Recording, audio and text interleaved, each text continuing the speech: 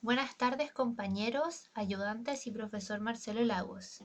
Somos Maite Briones y Constanza Contreras y a continuación, en el contexto del Congreso de Estudiantes del ramo Riesgo y Desastres Naturales, les hablaremos sobre la relación entre la educación y los desastres, cómo la educación influye en el impacto de los desastres naturales. El impacto de los desastres varía según una serie de factores y variables geográficas de acuerdo a la localización donde estos afecten. Entre estos factores se puede considerar la acción o la inacción de los ciudadanos frente a los desastres. Dicha acción puede hacer variar de forma significativa el efecto que tenga un desastre natural en la población. Es muy importante la necesidad de poder controlar y moldear el comportamiento de las personas durante los desastres naturales, para disminuir el impacto de estos. Es aquí en donde la educación cobra sentido, en tanto es una herramienta útil para enseñar pautas de comportamientos que aumenten la seguridad de los habitantes.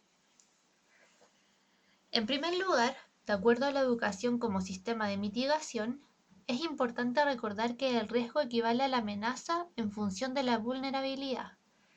La materialización de esto es llamado desastre, el cual puede afectar a la población, a la infraestructura, a los centros económicos, políticos y públicos, además de muchas veces a infraestructuras críticas como lo son los hospitales o los centros de gestión de riesgos. Los desastres implican una falla en la nula planificación urbana de una ciudad en métodos de mitigación, resiliencia o simplemente en la no identificación de amenazas o falta de conocimiento de estas por parte de la comunidad. Para disminuir el riesgo, o mejor dicho, para mitigarlo, la educación puede llegar a ser muy influyente en el factor de vulnerabilidad, lo que se puede observar en el gráfico representativo. A mayor educación, menor es la vulnerabilidad y por ende el riesgo es mitigado. Esta mitigación del riesgo se logra a través de la educación gracias a la comprensión del riesgo de desastre, el cual busca la prevención y mitigación de desastres naturales mediante la comprensión de las dimensiones de exposición de personas y bienes, vulnerabilidad, capacidad, características de amenazas y entorno, siendo entonces la educación un gran paso en la mitigación del riesgo. Como establece Campos, los riesgos no solo tienen una dimensión física, sino también una subjetiva, lo que él llama conciencia de riesgo. Dicha conciencia, como también explica el autor, es activa. Esto implica que la acción del individuo frente a un riesgo inminente es factor importante en las posibles consecuencias que tenga un desastre natural. Esta acción del individuo está influenciada por aspectos anteriores de experiencia. Es entre ellos donde debe estar la educación planteada. En segundo lugar, de acuerdo a los países desarrollados y la educación sobre desastres, cabe destacar que los países desarrollados mantienen un costo de oportunidad en relación a los países menos desarrollados, ya que su economía se ve menos afectada por los riesgos gracias a la inversión previa en gestionarlos, como por ejemplo a través de la educación.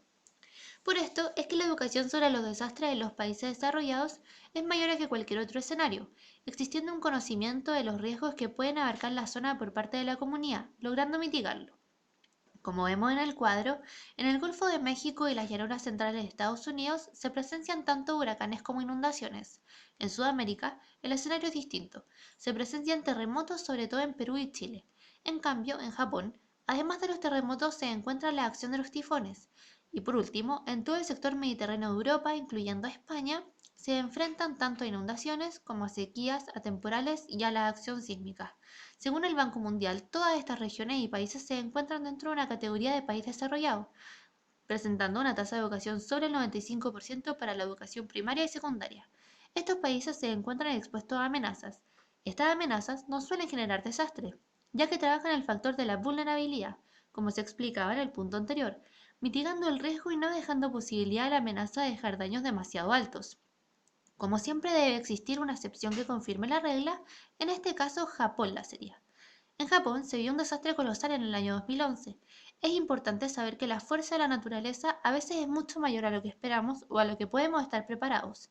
Por esto, fueron inevitables los daños físicos a la población. Pero por otro lado, aunque inevitable, el que este desastre ocurriera en un país desarrollado significó que el impacto fuera mucho menor de lo que podría haber llegado a ser. De acuerdo a la educación, es importante destacar que muchos colegios se encontraban preparados. Muchas personas sabían qué hacer, dónde evacuar, de qué manera hacerlo. Muchas vidas fueron salvadas gracias a los conocimientos de la comunidad, y eso es algo que no tiene precio y que dio el trabajo en la educación de riesgos. El tema 3 corresponde a los países con bajos niveles educativos y su ocurrencia de desastres naturales. Ahora, por el contrario, veremos la relación entre el sistema educativo y la ocurrencia de desastres naturales en los países con bajos niveles de educación. Los países menos desarrollados no invierten en prevención o gestión de riesgos, mucho menos pueden costear por sí solos su reconstrucción debido a la ocurrencia de un desastre. Un ejemplo es Haití y su palacio de gobierno, que aún no es levantado luego de un terremoto de magnitud de 7 grados. Es debido a esto que hallamos una desigualdad creciente ante los riesgos. Por otra parte, la inequidad en la distribución de los recursos económicos de los países se refleja claramente y se fomenta a partir de la inequidad en la educación o inequidad educativa, mientras sectores minoritarios de población acceden a ciertos tipos de conocimientos, de adquisición, de habilidades y destrezas y de infraestructura escolar. Otro gran número de porcentaje de personas a veces ni siquiera tiene la oportunidad de poder estudiar. La tabla muestra los países menos desarrollados y los desastres a los cuales se ven enfrentados. Cuarto tema, cultura y educación sobre desastres naturales en Chile, una tarea pendiente. Como bien nombró mi compañera anteriormente, en Chile la enseñanza sobre los riesgos y cómo se debe actuar frente a un desastre natural ocurre en la educación básica. A partir de esto, en nuestro país la falta de educación y cultura se ve reflejada primeramente a nivel gubernamental, donde no existen aparatos tecnológicos suficientes para prevenir situaciones y tampoco una red sismológica completa. La población no tiene la costumbre de prevenir situaciones ni tener, por ejemplo, kits de emergencias y tampoco se informa de lo que se debe hacer en caso de terremoto, tsunami u otro desastre. Lamentablemente, fuera del ámbito educacional, son muy pocos los planes y programas que educan a la población en general para reaccionar correctamente ante emergencias y evacuación de zonas inseguras. Un ejemplo de esto muy claro es que en varias comunas afectadas fuertemente por el tsunami del 27 de febrero del 2010 se realizaron charlas informativas anteriores al terremoto para saber qué hacer en caso de tsunami. En aquella oportunidad, las comunidades completas asistieron a estas charlas que organizaron las municipalidades con organismos de seguridad. Sin embargo, para el día del terremoto todo esto falló, ya que el terremoto derrumbó muchos cuarteles de bomberos y se destruyeron las centrales de armas.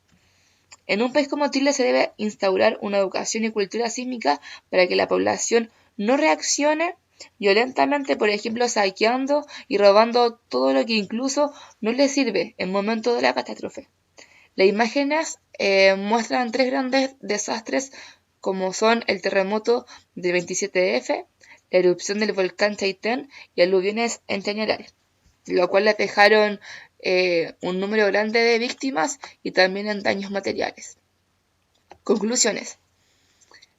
A modo de conclusión, los ejemplos muestran la importancia para el Estado y las políticas públicas de la educación sobre riesgos y planes de acción en países con riesgo de desastres naturales.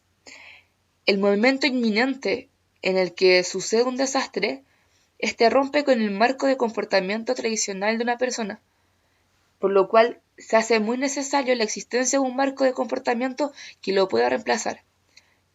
Dicho marco no puede estar improvisado, es tarea del Estado velar porque así no sea.